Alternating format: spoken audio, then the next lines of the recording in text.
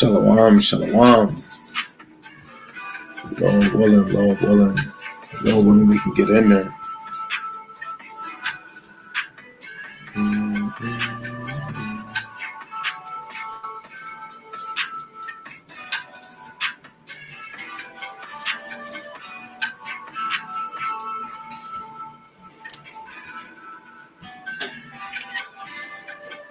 Bear with me real quick.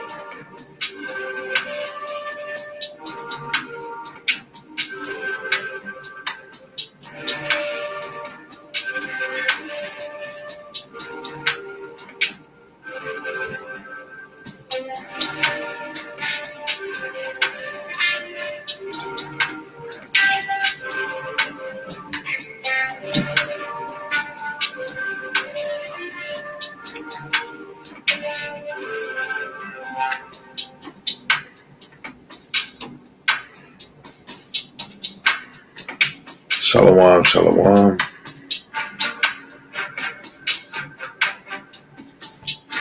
First and foremost, I want to give all praises, glory, and honor to Yahweh, Ba'ashem, Yahushai, Ba'ashem, Rakakadash.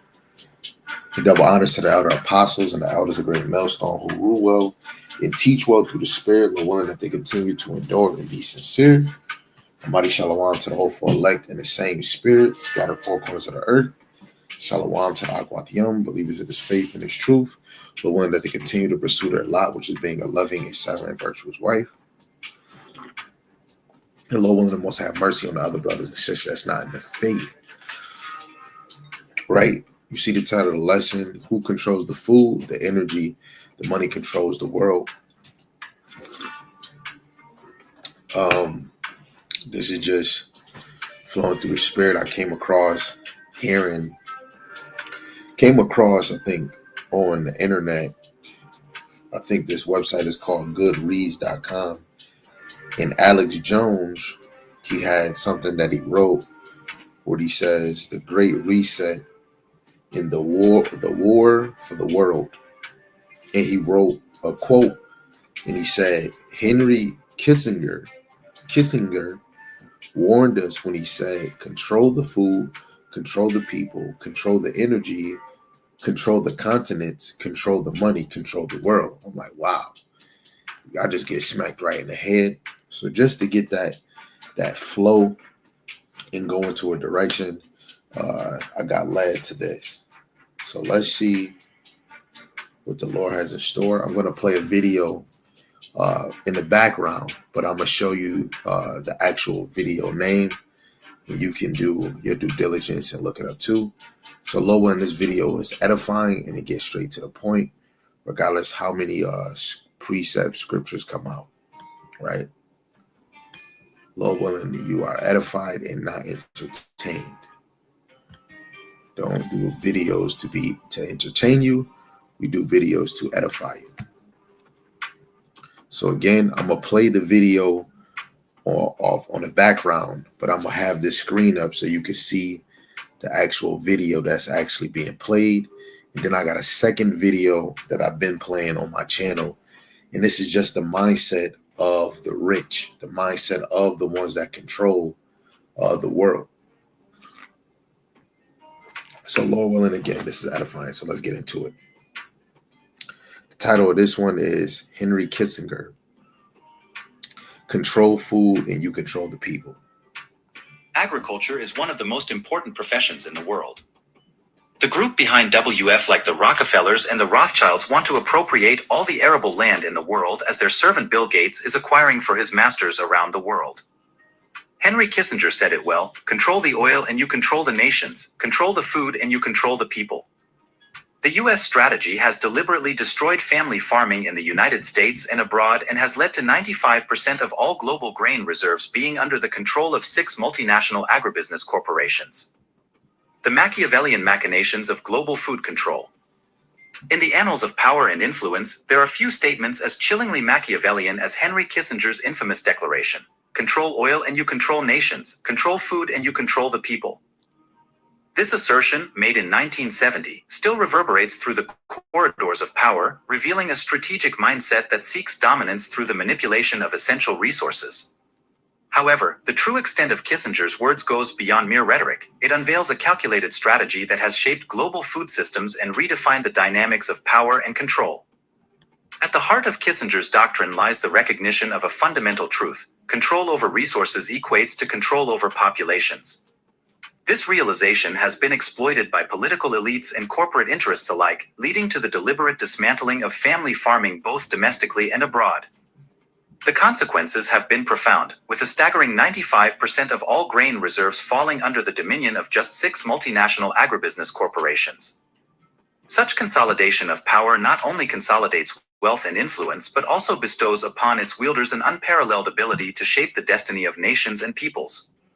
Noam Chomsky, a keen observer of power dynamics, aptly highlights the central goal of any state beholden to particular sectors of society: control of the population. It is within this framework that the machinations of control find fertile ground, driven by the insatiable greed and lust for power that define the corridors of elite influence.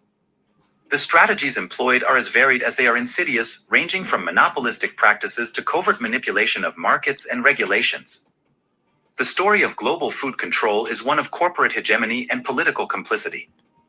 Behind the facade of free markets and agricultural progress lies a landscape dominated by a handful of US-based conglomerates, orchestrating the fate of nations with calculated precision. Through mergers, acquisitions, and lobbying efforts, these corporate behemoths have carved out a position of unparalleled influence, dictating the terms of trade and shaping agricultural policy to suit their interests. The consequences of this consolidation are manifold, extending far beyond the realm of economics. At its core lies a profound imbalance of power, where a select few hold sway over the fate of billions. The implications for democracy are dire, as the consolidation of economic power translates into political influence, skewing decision-making processes in favor of vested interests. Yet, amidst the bleak landscape of corporate dominance, there lies a glimmer of hope. The recognition of these Machiavellian machinations serves as a call to action, a rallying cry for those who refuse to be mere pawns in the game of power. Through collective action and informed resistance, it is possible to challenge the status quo and reclaim control over our most essential resources. In the end, the legacy of Kissinger's doctrine lies not in its inevitability, but in its potential to awaken a sense of agency and empowerment. It is a reminder that the struggle for control over our destinies is ongoing, and that the forces of greed and exploitation can be overcome through unity and resolve. As we confront the challenges of a world dominated by corporate interests, let us heed the lessons of history and forge a future where power truly resides in the hands of the people.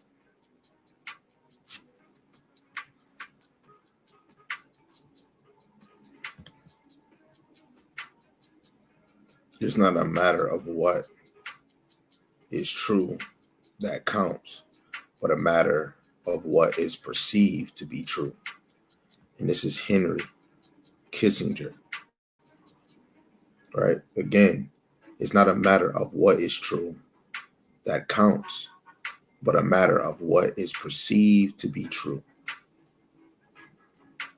So before we get into this other video, I always play this on my channel, because this is just the mindset of a banker or billionaires, right? So let's go to Job, the 9th chapter, verse 24. The earth is given into the hand of the wicked. This is a classic, right? He covereth the faces of the judges thereof. If not, where and who is he? Now, when we actually deal with the last point, it can really direct you on who the wicked is, because it says he covereth the faces of the judges thereof. If not, where, who is he? This is a question. There's only one nation that made himself the judges pertaining to the scriptures. The judges, let alone the Heavenly Father. There's only one nation on the earth that truly made themselves in the likeness of Yahweh by Shem Yahushai. So before we attack this, let's deal with this point right here. The earth is given to the hand of the wicked. First, we got to understand who is the borderline of being wicked, right? Because multiple nations can be wicked, right? But this is so beautiful because when you go to Malachi, I believe the first chapter, Malachi 1, Esau, the son of Isaac, is the borderline of wickedness, right? So just going straight to the point, verse 4, it says, whereas Edom saith, we are impoverished, but we will return and build the desolate places. Thus saith Yahweh of hosts, they shall build, but I will throw down. They shall call them the border of wickedness, and the people against whom Yahweh have a nation forever. So they're the borderline of wickedness. You can't go any further than these ones that covered the faces of the judges. But hold on, that might not be good enough, because it says they cover the face of the judges. That's 2 Thessalonians chapter 2 and let's go to verse 3. Right? Because before Yahushua come, this man, the wicked, has to be revealed. So 2 Thessalonians chapter 2, verse 3, let no man deceive you by any means, for that day shall not come, which is the coming of Yahushua. It shall not come, except there come a falling away first, which actually happened, right? And now that we have this knowledge, we should be taking this more serious, right? It says that in that man of sin be revealed, the son of perdition, right? So who is this man of sin that's supposed to be revealed? It says, who opposeth and exalteth himself above all that is called God, or who that is worshipped, so that he as God sitteth in the temple of God, showing himself that he is God. There's only one nation, right? That's Malachi 4 and Malachi 1 and 4. There's only one person that is exalting himself to be called God or to be worshipped, so that he as God sitteth in the temple of God, showing himself that he is God. There's only one nation. There's only one nation that's fit in this line. When you go, I'm going to leave that on the screen. I'm going to go to First Maccabees, the 3rd chapter, and verse 48, in Apocrypha. It says, and laid open the book of the law, wherein the heathen has sought to paint the likeness of their images. But in this time, the children of Israel was in the hands of the so-called Greeks, which were, Edomites, right? Idumeans, right? Alexander the Great, or Alexander the Freak, he was an Idumean, right? So when we go back to Job 9 and 24, Job 9 and 24, because you got to understand there's 3 types of men on the earth. Shalom to the brother playing upon tables, 777. Shalom, Yahweh Shai Brakatah. Anybody that's, watching this live now or later, you should definitely subscribe to this brother channel. Definitely getting edified. And truly, I believe that me and this brother is singing the same song. Definitely singing the same song. So definitely, subscribe and get edified. Lord willing, right? So again, Job 9 and 24, it says the earth is given into the hand of the wicked. He covereth the faces of the judges thereof. If not, where and who is he? Right? Who is this man that covereth the faces of the judges? Who? Who could it be? Right? So let's get another one before we get into that other video. Job 21, and let's start at verse 7. This is Job 21 and verse 7. Wherefore do the wicked live, become old, yeah, are mighty in power.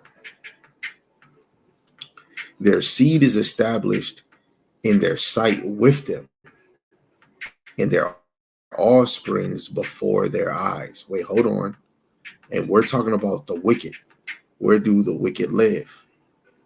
So since that just came up, I'm going to have to go into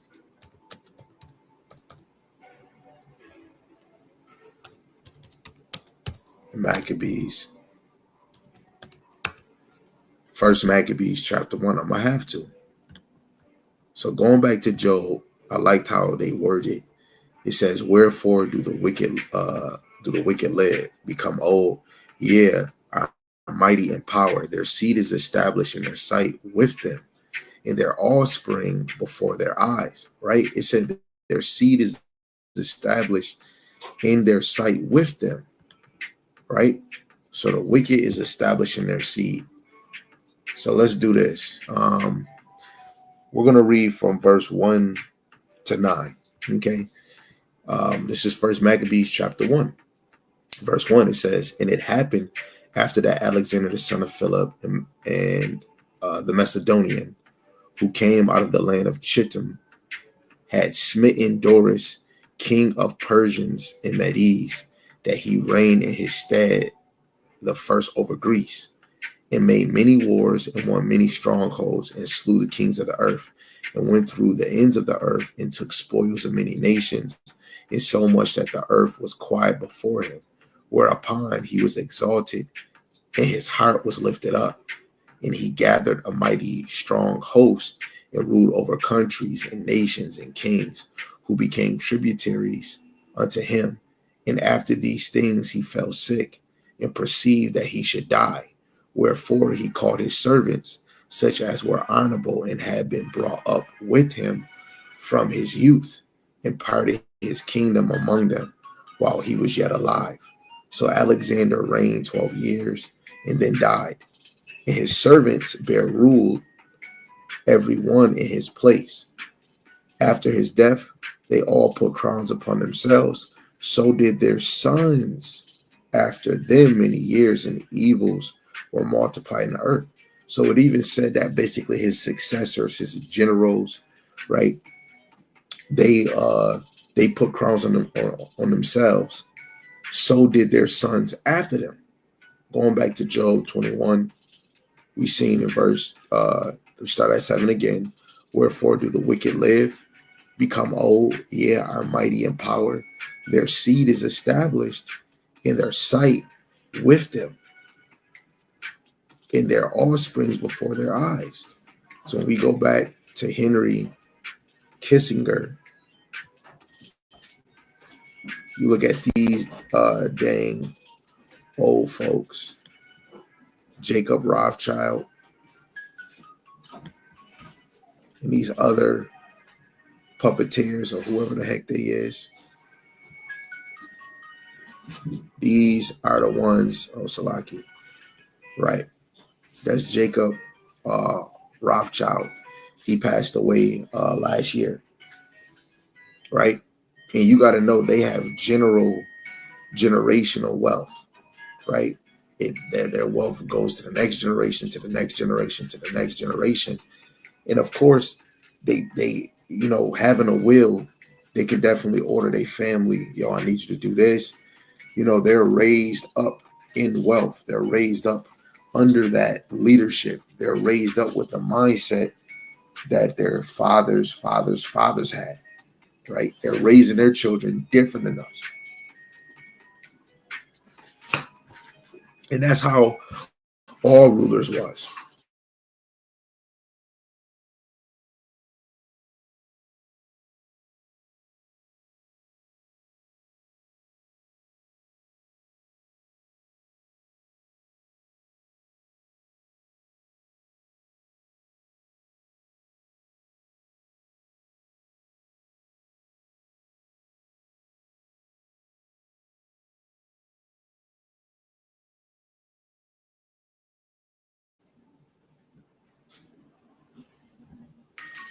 Okay.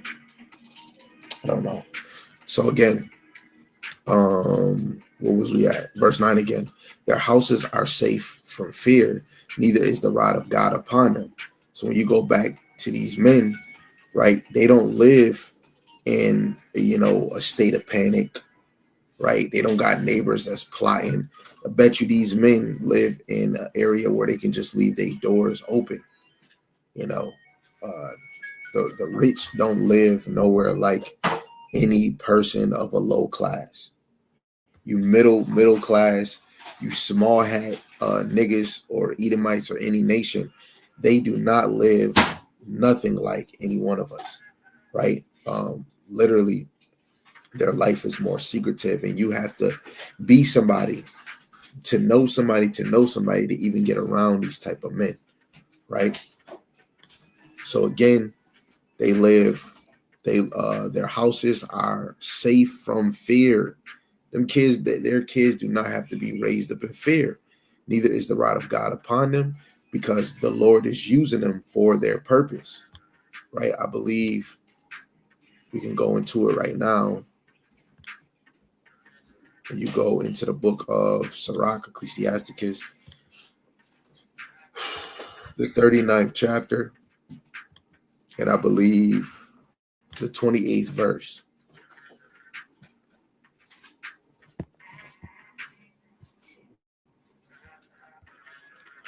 It says, there be spirits that are created for vengeance.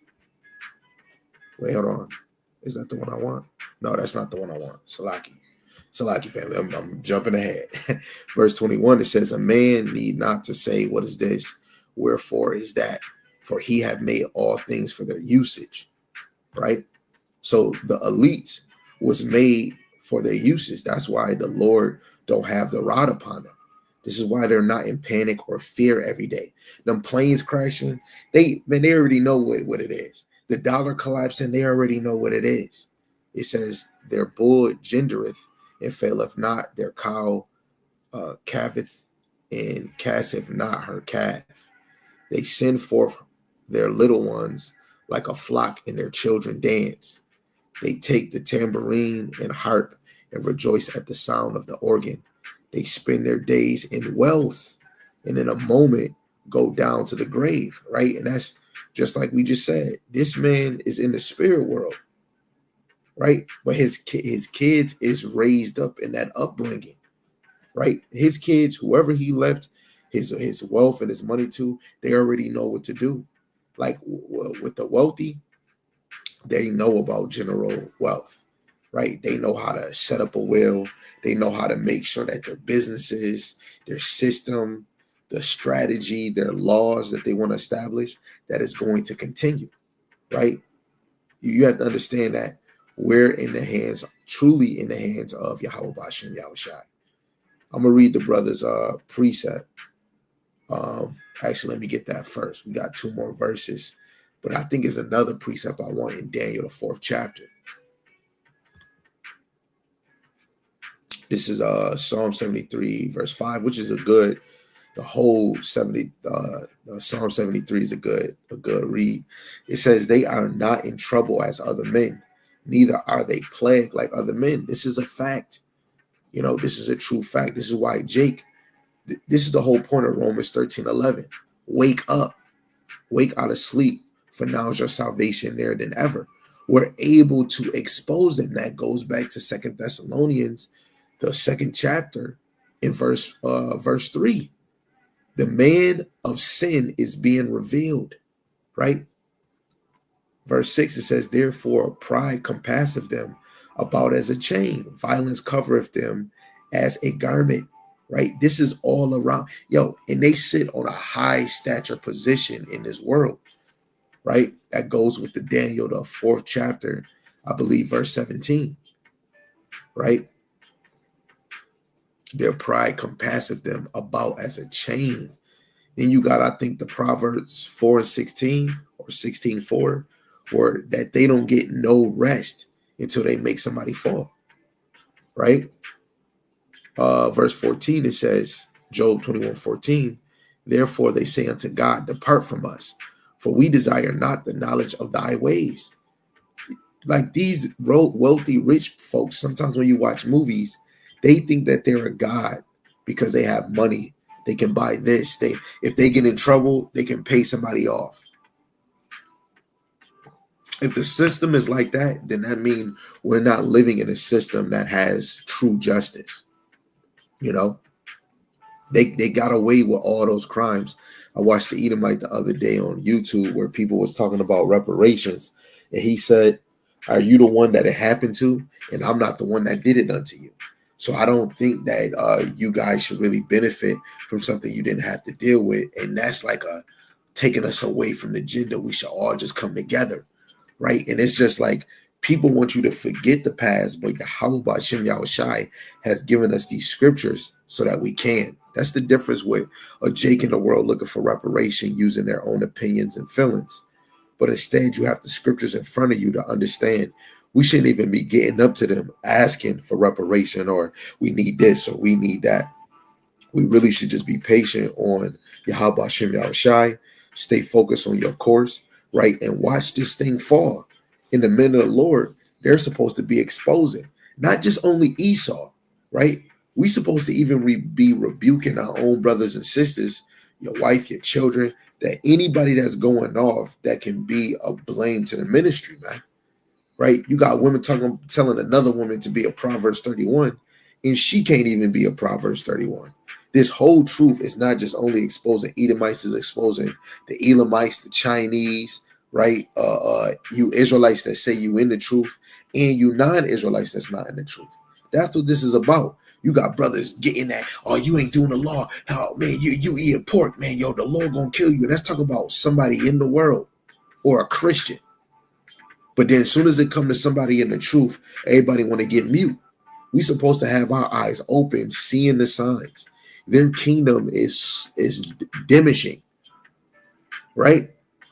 Like right in our face. Again, verse 14, it says, therefore they say unto God, depart from us, for we desire not the knowledge of thy ways. This is why Revelation 11:11 is scary hour. Just because we're teaching his word, it is very scary hour, right? It says, what is the Almighty that we should serve him? What profit should we have if we pray unto him? That goes back to what this brother put when he said their pride compassive them about as a chain, right? Pride, like that pride is going to get them destroyed, man. Violence covereth them as a garment, right? Habakkuk 2:12, Nahum, the 3rd chapter, right? They builded a city from iniquity, builded a city off of blood, right? Verse 15, it says, what is the Almighty that we should serve him? It says, and what profit shall we have if we pray unto him? Lo, their good is not in their hand. The counsel of the wicked is far from me, right? Good is not in the hand of the wicked. And we understand that Esau is the borderline of wickedness. So you should be always observing who that is. 2nd Ezra 6:9. Esau is the end of the world. This world is still in motion. You still have mortal bodies. There's nobody on the earth that is immortal. And hey, that's we speaking out loud for Yaju. Nobody on earth is immortal right now. So that means Esau has to be ruling, because when Yahweh comes, he's going to be sitting in a high seat.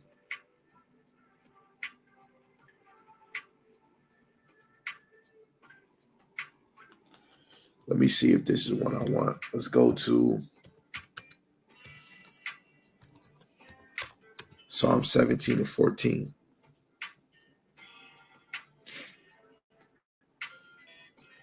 It says, from men which are thy hand, O Yahweh, from man of the world, which have their portion in this life, in whose belly thou fillest with thy head treasure. They are full of children and leave the rest of their substance to their babes, right? And that goes back to what we already read in Job, right? That goes back to what we read in the Maccabees, right? This goes back into their wealth, right? Giving it to descendant upon ascendant, right? That's how you know their upbringing is different than ours. The wicked that the actually, before we go to this Psalm 73, let's go to Daniel 4:17. Let's get that real quick.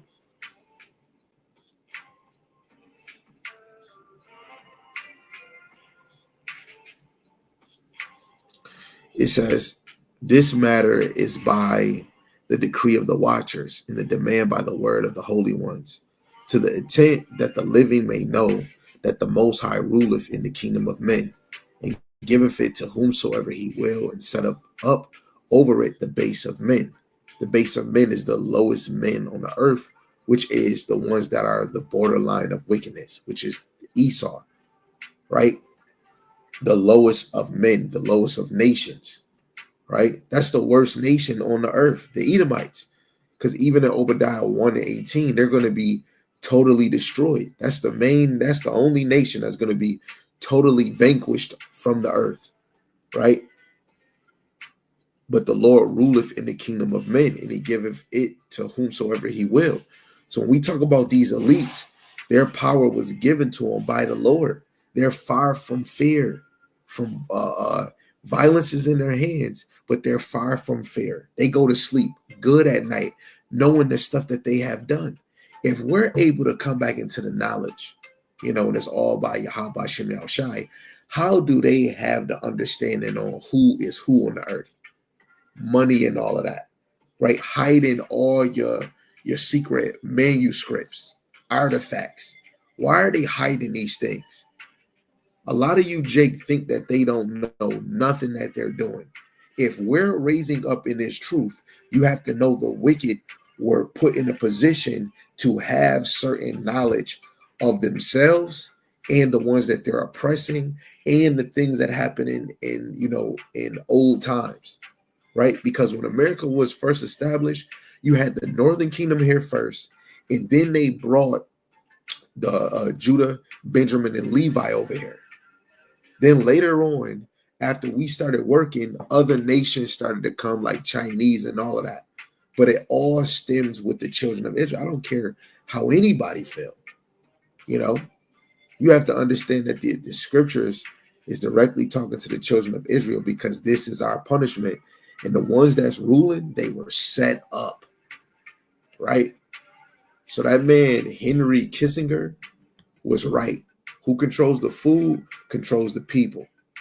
Now, the brother from Playing Upon Table 7:7, he put 2 Maccabees 7:31, and thou that has been the author of all mischief against the Hebrews shall not escape the hands of God. And he was talking to Antiochus Epiphanes. And when you go look him up, he is actually an Idumean. Let's see if we can do this. Let's see if we can do this. Antiochus Epiphanes.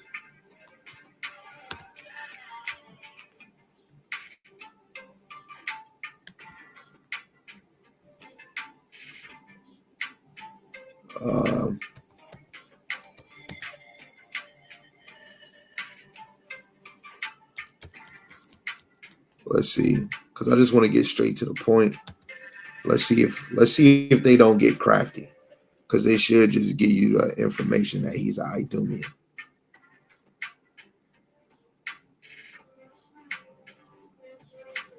They're saying he's a Greek Assyrian.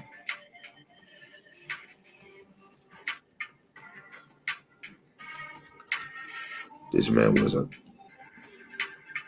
Idumean, a Greek. Of course, he ruled in the Greek known land.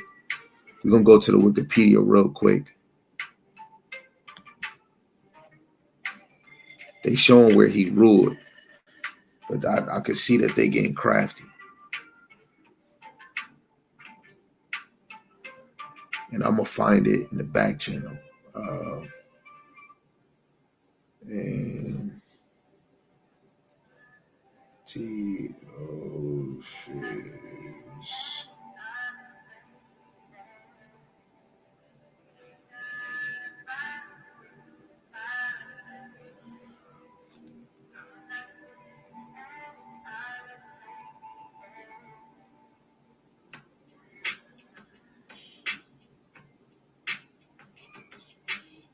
They want to say he was a Greek, Armenian, Median descendant.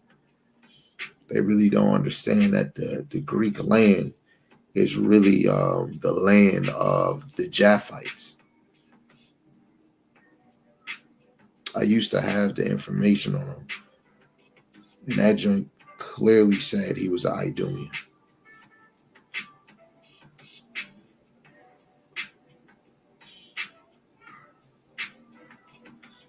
So, Laki, I'm trying to make sure I get some information.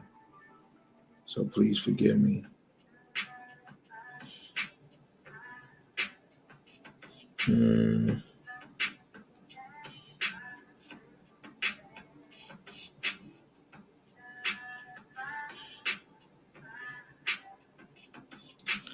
gonna probably have to find the information and probably put it in the description on the bottom.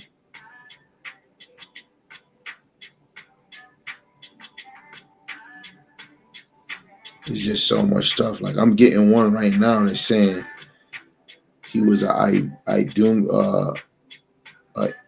Edom descendant, but I want it clear. Yeah, I'm gonna probably have to come back to it, right? But the Greek captivity, just in general, was Idumeans that ruled.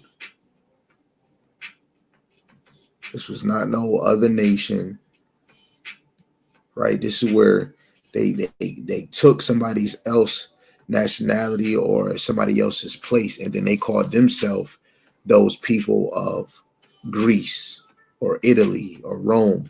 All those areas were Japhite areas, right? Esau, he had his land in Petra and Basra and Uz, where Job was living there, right?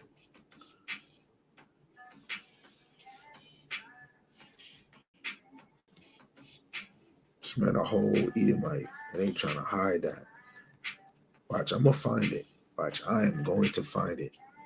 But again, where was we at? Okay, we was at the Daniel. The brother put, because when you read 2 Maccabees, the 7th chapter, the mother had the seven her sons and her were put to death because they wouldn't eat pork, right? And what did the son say? You know, you have been an author of all mischief against the Hebrews, shall not escape the hand of God. And that's the same for us right now, right? The ones that are of this faith now,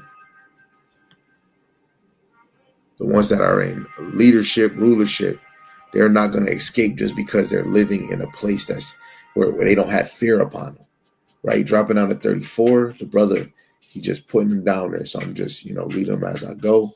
It says, but thou, O godless man, and of all other most wicked, be lifted up without a cause, nor puffed up with uncertain hopes, lifting up thy hand against the servants of God. Right. And just as an example, through the Spirit, them young men didn't even get to grow up to be men, because they could have been prophets, but the Lord called them to stand strong for the covenant and the law of Yahweh Hashem Yahushai. And for them to die for that faith in the Lord, they are really considered servants, man. And that's in the same instant of what we got right now. How they're afflicting the servants of the Lord today, right? 35, it says, for thou has not yet escaped the judgment of the Almighty, who seeth all things, right? That's back then. And that even pertains to you Edomites for right now, man. You're not going to escape the judgment. They making space stations. They're making bunkers, man. We're going to hide deep down in the earth. Nobody's going to do anything to me. You think? They really think, right? And why would they make those things? Why would Ronald Reagan say that they're gonna have a problem with somebody that's not from Earth? Where did Ronald Reagan get that from? You have to be in the circle to hear information like that. He is not just coming up out of the blue. He got to know something. Wisdom of Solomon 2:10, it says, "Let us oppress the poor righteous man. Let us not spare the widow, nor reverence the ancient gray hair of the aged." Right? And the Lord set these niggas up. That goes into the prayer of Azariah in verse 9. In the book, it could probably be verse 10, but it says, "The Lord have given you to lawless enemies, the most hateful forsakers." Right? Hold on. Wait 1 second. Let's go to this because that brother just dropped a bomb. And IUIC, they'll be like, "Ksh." That's a bomb right there. What that brother just dropped, he really just dropped a bomb. Right? This is Deuteronomy 28. I highly doubt I want verse 43. I think it's verse 50. Yes, verse 50. It says, "A nation of fierce countenance, which shall not regard the person of old, nor show favor to the young." The Greeks did that. The Romans did that.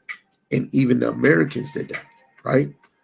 And when I'm just only talking about the three Edomite, empires, but even Babylonians, man, they killed Zedekiah's children, but that's what he get because he didn't even listen to what Jeremiah said, right? Look at the Assyrians. The Assyrians was vicious towards the Israelites, But right now we're talking about the wicked. Right now we're talking about the rulers of now, and their history goes all the way back to the Greek and to the Roman captivity. A good book you can line up with that is Babylon and Timbuktu, because even in the Roman and the Greek captivity, they went by nation and tribal names. But especially when you go into the Esau's history, his spiritual counterpart, which is Satan, go to and fro in the earth. Esau physically as a man go to and fro in the earth. He took a lot of people's identity, right? It should be Japhet in Turkey, right? In Rome, in Italy, in all those lands. Esau land is in Petra, and Basra, and Uz. That's what he was given. You go to Genesis 26 and 27, you get to hear the land that was given to Esau, Mount Seir. Esau not over there. He went pillaging and going through different lands of the earth, seeking whom he may devour.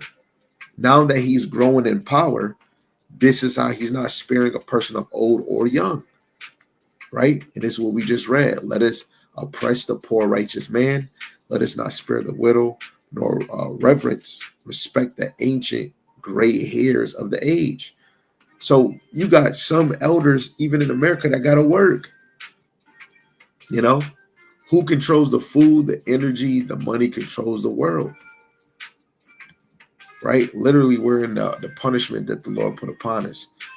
He dropped down to verse 12. It says, "Therefore, let us lie in wait for the righteous, because he is not for our turn. He is clean contrary to our doings. He upbraideth us with our offending the law." Come on, man. This goes, see, now this brother cooking. I don't know what he ate this morning, but the Lord got him bringing things that's lining up. Now, what hit my mind just because he just brought that up, what the wicked say, he says, "Therefore, let us lie and wait for the righteous, because he is not for our turn. He is clean contrary to our doings. He upbraideth us with our offending the law." So you got to go to Sirach, Ecclesiasticus, chapter 33. And I believe verse 14. Do we want to start at 14? Let's start at 13. It says, "As the clay is in the potter's hand to fashion it at his pleasure, so man is in the hand of man that made him, to render to them as liken him best. Good is set against evil, and life against death. So is the godly against the sinner, and the sinner against the godly. So look upon all the works of the Most High. There are two and two, and one against another. The Lord set this up, right? Good is set against evil. In the spirit world, you got the sinister angels, you got the righteous angels, which Yahushua is the head of the righteous, but he's the head of all angels. Then you got the good in the flesh and the evil in the flesh. You got life in the flesh. You got death in the flesh, right? Don't Yahushua, didn't he tell the dude in Luke 9, let the spiritual dead bury the dead? A lot of y'all is walking a life of death, right? You murderers, drug dealers, stripper, hoes, sluts, so and so and so. Then you got some that's of life, right? That Adam, that Ezekiel speaking to the bones, right? It says, so is the godly against the sinner. Come on, man. We can't make this up. And there are two and two against another. It's a beautiful precept, man. Right? So let's go see what else the brother got.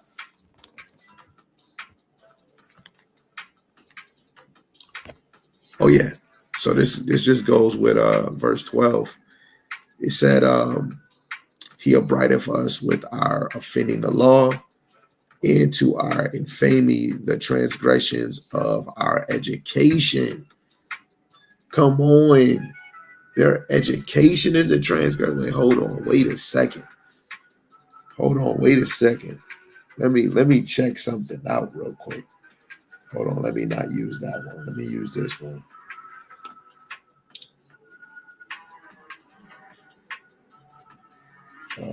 Later. That was Wisdom of Solomon 2 and 10.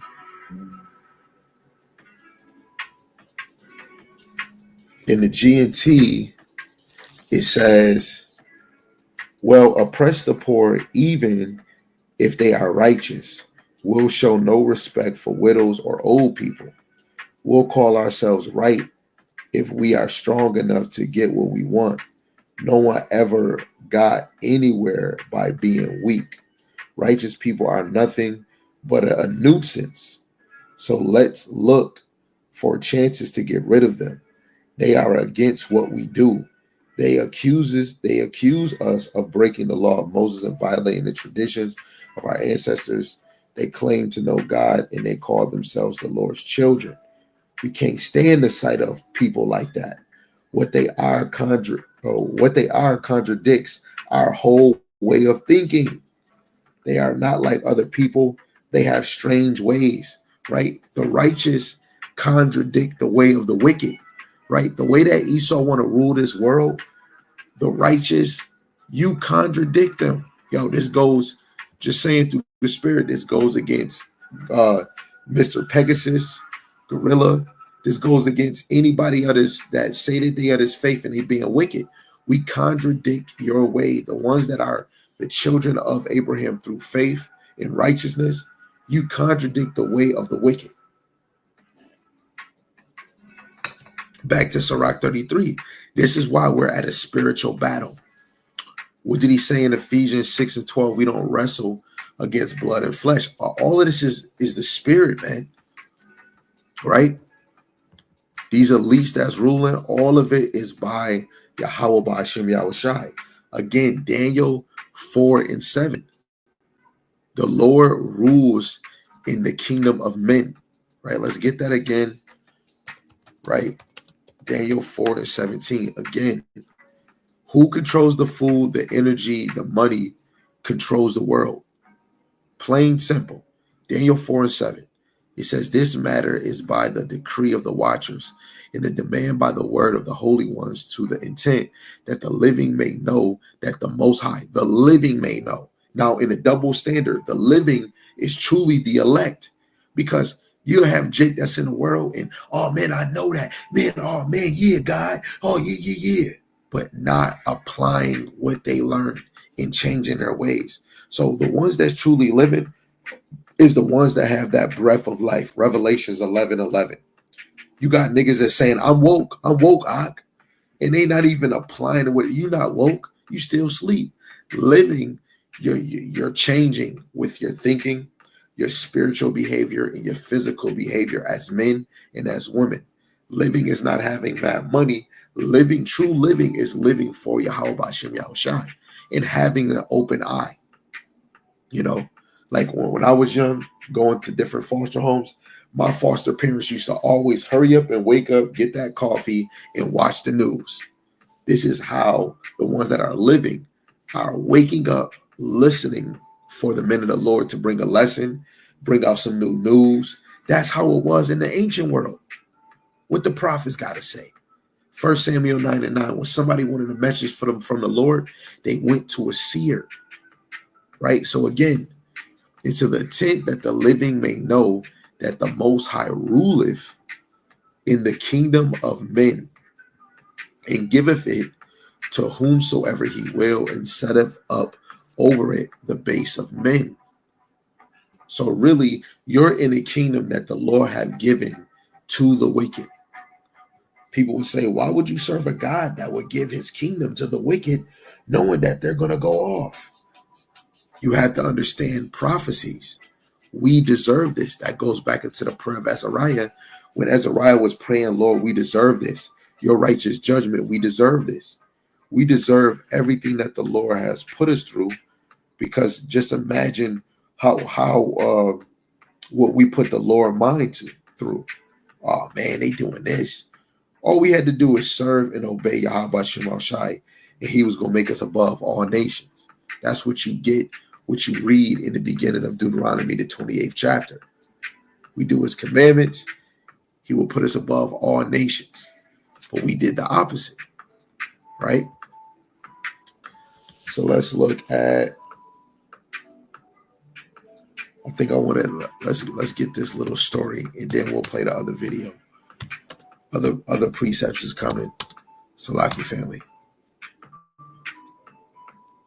Where we, man? Daniel, the 7th chapter, from 7 all the way to 28.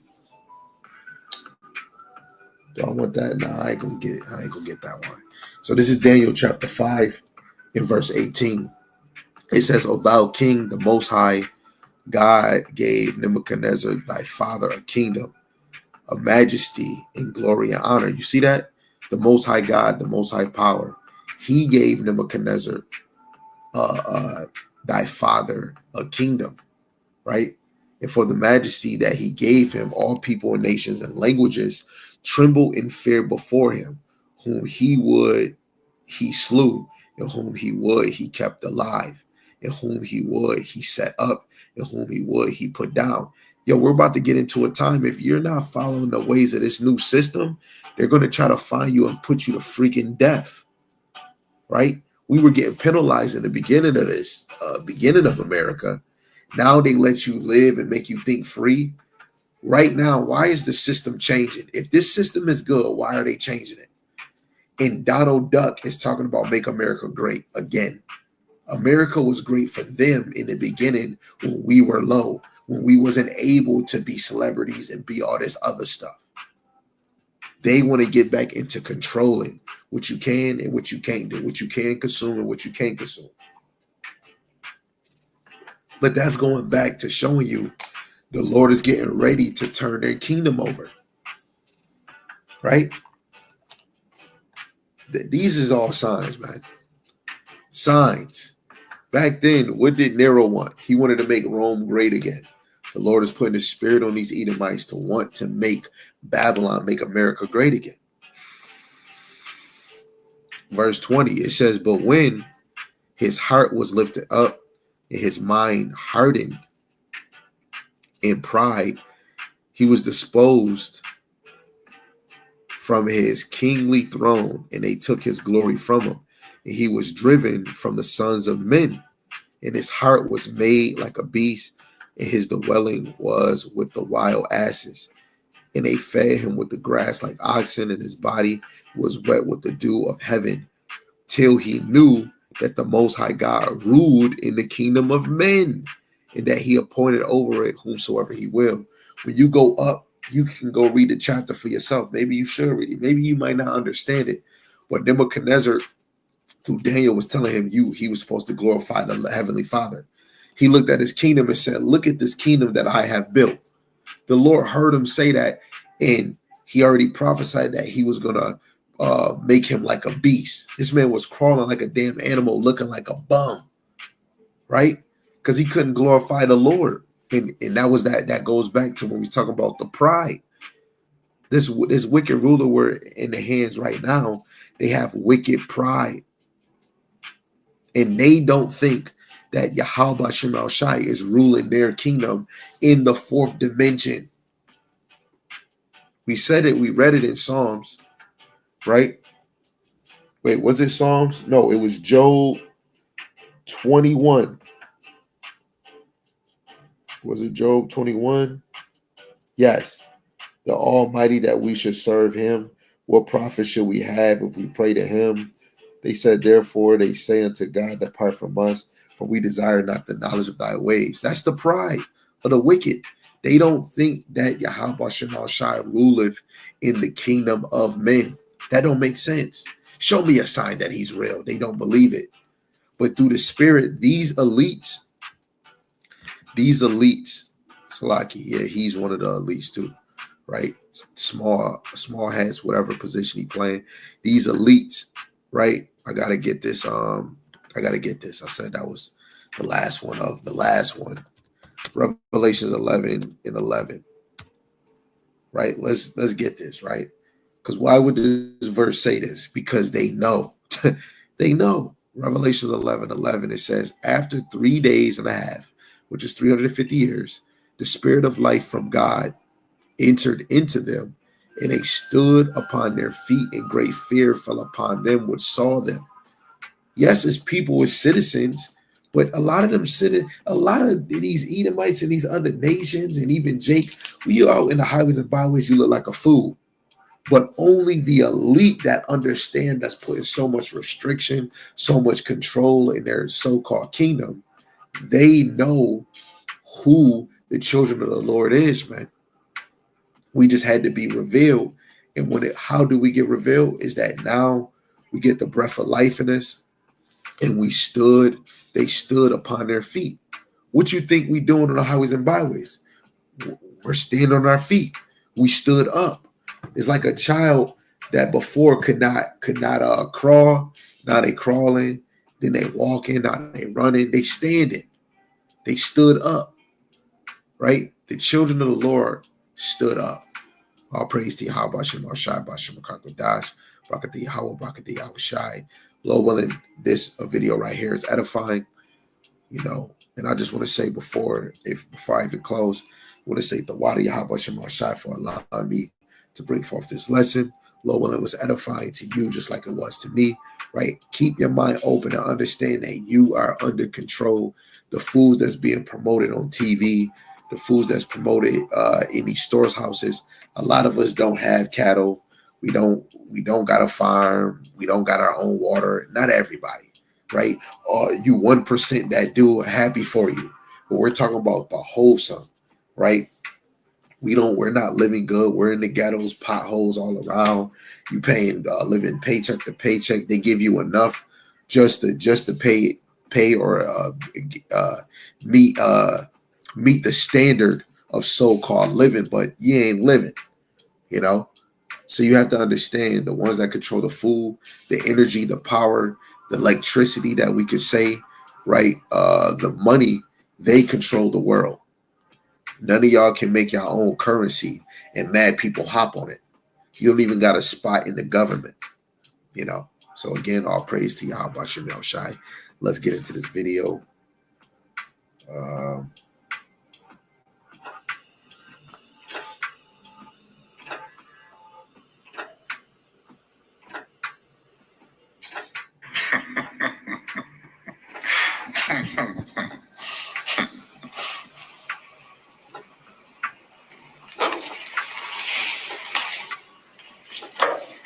Hello. My name is Montague William III. And what I will tell you may well sound absurd, but the less who believe it, the better for me. For you see, I'm in banking and big industry. For many a year we have controlled your lives, while you all just struggle and suffer in strife. We created the things that you don't really need, your sports cars and fashions and plasma TVs. I remember it clearly how all this begun. Family secrets from father to son. Inherited knowledge that gives me the edge, while you peasant people lie sleeping at night in your beds. We control the money that controls your lives. Whilst you worship false idols and wouldn't think twice about selling your souls for a place in the sun. These things that won't matter when your time is done. But as long as they're there to control the masses, I just sit back and consider my assets, safe in the knowledge that I have it all, while you common people are losing your jobs. You see, I just hold you in utter contempt. But the smile on my face, well, it makes me exempt. For I have the weapon of global TV, which gives us connection and invites empathy. You would really believe that we look out for you, while we bankers and brokers are only a few. But if you saw that, you'd take back the power. Hence, daily terrors to make you all cower. The panics, the crashes, the wars, and the illness that keep you from finding your spiritual wholeness. We rig the game, and we buy out both sides to keep you enslaved in your pitiful lives. So, go out and work as your body clock fades. And when it's all over, a few years from the grave, you'll look back on all this, and just then you'll see that your life was nothing, a mere fantasy. There are very few things that we don't now control. To have lawyers and police force was always a goal, doing our bidding while you march on the street. But they never realize that they're only just sheep. For real power resides in the hands of a few. You voted for parties. What more could you do? But what you don't know is they're one and the same. Old Gordon has passed good old David the reins, and you'll follow the leader who was put there by you. But your blood, it runs red, while our blood runs blue. But you simply don't see it's all part of the game. Another distraction, like money and fame. Get ready for wars in the name of the free, vaccinations for illness that will never be, the assault on your children's impressionable minds, and a microchipped world. You'll put up no fight.